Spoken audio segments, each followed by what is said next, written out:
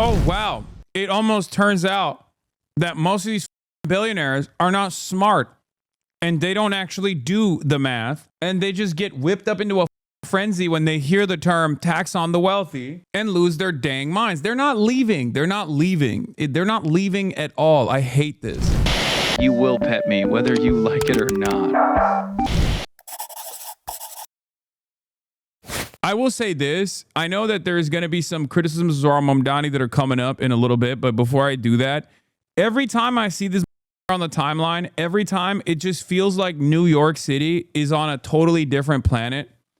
It feels like they're just having the best time. It brings a tear to my eye. It makes me furiously jealous. It makes me a little angry. It makes me a little jealous that like they get to have this, you know. It's kind of okay. It's kind of he's out there like, you know, taking care of the snow. He's out there. All of his constituents love him. They are literally on a separate timeline. It feels like we are looking at the entire American government collapsing in front of our eyes. People are taking to the fucking streets. People are incredibly frustrated. People are mad about their politicians not doing enough to protect their constituents. Meanwhile, everybody in New York City is just having the time of their lives. They're like, oh my God, look at how great it is. Look at our sick ass mayor. I'm sick and tired of it. Okay. I'm sick and I'm tired of it.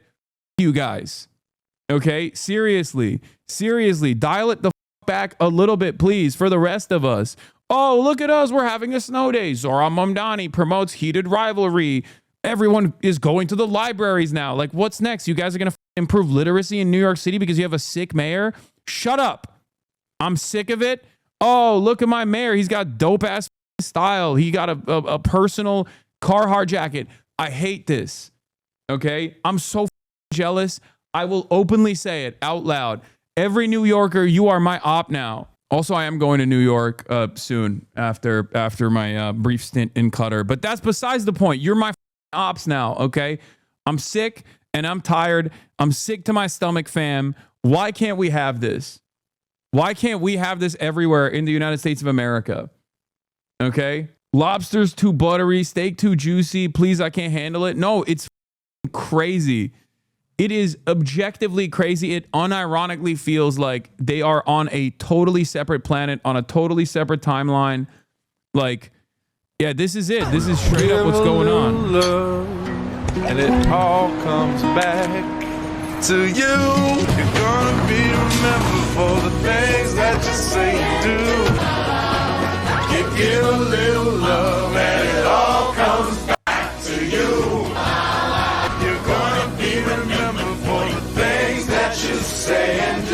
Bro, it's like nuclear mushroom clouds everywhere else. And then you just like enter the New York protectorate and it's just vibes. Okay? You enter the New York protectorate and all of a sudden everyone is having the best time. I swear to God, he's going to make the billionaires pay the wealth tax and then they're going to be dancing in the streets and celebrating in a similar fashion. Like, the amount of unstoppable riz and the momentum, the zomentum that is happening right now, because of the unimaginable low expectations that we have of our electeds. Like, this is an incredible opportunity, okay? This is an incredible opportunity because everyone's expectation of our electeds is nothing, right? It's nothing. Like, not even bare minimum, just nothing at all. The expectation from our electeds is that they are just kind of there and we should be eternally grateful that we elected them and that they don't do shit, right? And not only are they doing, and it is not without criticism before I get to it, okay? It is not without criticism because the SRG stuff is obviously ridiculous and we'll see what he does there, right? Why wasn't I invited to the DNC? Oh, why can't I have a good mayor? Wait, what? I was invited to the DNC. Also, I am working to elect a good mayor here in Los Angeles as well. Don't worry. You'll see this week. I am going to be collaborating with Reverend Ray Huang, who is going to be running for, she's DSA. She's going to be running for mayor in Los Angeles. But like, the election infrastructure, the door knocking operation infrastructure doesn't necessarily exist here in the same way that it does. We don't have a working family party equivalent here. We don't have like DSA LA is nowhere near, as primed as like DSA New York is, but hopefully we'll try to make it happen. But my point is this is dope. This is dope. And I wish we could have that. But I do think that the Zomentum is going to have positive downstream consequences for a lot of socialist electeds. That's what I think. I think it's going to have positive downstream consequences for other more radical candidates to come out and be like, this just means I will fight for you, right? For far too long, the term socialism was treated like a boogeyman, was treated like a scary term, what meant that like, you're going to have bread lines and you're going to have communism. And even the term communism was treated like a scary word, when in fact, what America needs is to become as socialist as quickly as possible. Maybe even communist as well, eventually. The United Socialist States of America, the United Soviet States of America, right? It's just like the time is now. The time is now. Yeah, this is the best part. Look, if you want a reason to laugh, remember that it's conventional wisdom among liberal centrists that Zohran's vitality was a result of his innate talent and that he would have had the same success, if not more, if he ran on a moderate liberal platform. Virality, not vitality, law. That is unironically how people operate. Pretty sure Soviet means united. Okay. The wine moms are ready to harvest millet. Now is our time. Simply move there? No, because, dude, this is my home. What do you mean? It's like saying, why don't you move out of America and go live in China? Hutch ass take. Oh, you're talking about the take that I was just reading. I'm so glad he's doing so much more than every other government official who sits on a desk for a few hours and goes and eats at 5-star restaurants and gets rich off of our U.S. tax money. Yeah, he won because he had the Riz and he had the sauce and he also had the policies. First and foremost, he had the policies. Policies are what anchor the campaign. Policies are the fundamentals that matter. But yeah, Hasan, be aware that they are not letting U.S. citizens back in the country if they're deemed hostile to the powers that be. Do the research, please. What? I mean, this is the best message I've received.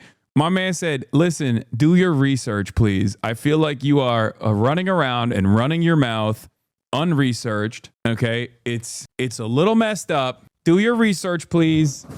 You are not coming back into the country, sir. I mean, last time they tried to pull that shit on me, it was an international incident. So we'll see. I mean, I'm not going to put it past them. I can totally see them trying some again. Right. But, it's like saying this Trump is getting crazy. Do your research, please. Is it a smart time for you to leave the country? I'd have anxiety. I mean, brother, sometimes you got to go directly in the line of fire. What are you talking about? When have I shied away from doing that? Let's take a look at this though. He is gearing up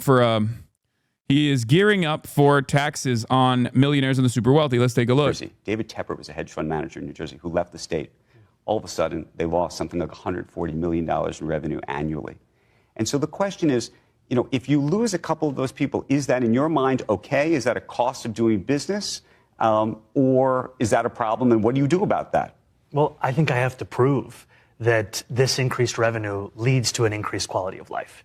And frankly, the other day I was speaking to a New Yorker who self-identified themselves as someone who would be taxed by our proposals. They said, I've heard that you're going to tax millionaires. Is that true? I said, yeah, that's what we want to do. We want to increase personal income taxes by 2%. They said, I'm going to leave, like you're saying. I said, I don't think you will. They said, why? I said, because it's a 2% increase. We're talking about $20,000 on an income of $1 million. They said, that's actually much less than I thought it would be. I wouldn't actually be making a financial decision on the basis. Oh, wow. It almost turns out that most of these billionaires are not smart and they don't actually do the math and they just get whipped up into a frenzy when they hear the term tax on the wealthy and lose their dang minds. They're not leaving. They're not leaving. They're not leaving at all. I hate this. Do you think it helps because he's handsome? I mean, sure, that probably plays a role. Of that kind of an increase. Yeah, he's going to do a zakat. He's going to do a forcible jizya on the billionaires. Yeah, it's a new kind of jizya we're doing. That's my Ottoman son right there. That's my Ottoman brethren right there. Okay, a halo effect, or I mean, I go back and forth on my worries about whoever is in a position of power that I've like played a role in getting elected and pushed for and correspond with, whether it be AOC or whether it be Zohran Mamdani. Let's be real. And there are always going to be issues when you are in a delicate position of power, when you're trying to be a movement guy and you feel like all of the eyeballs are on you and that you represent something far larger than just the mayor of New York, right? And I will always call balls and strikes. You will pet me whether you like it or not.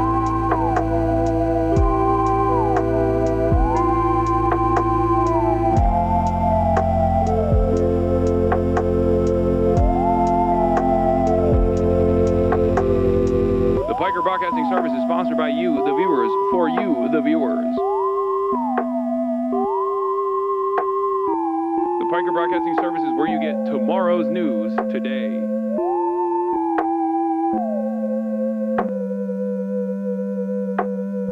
Whether you like it or not.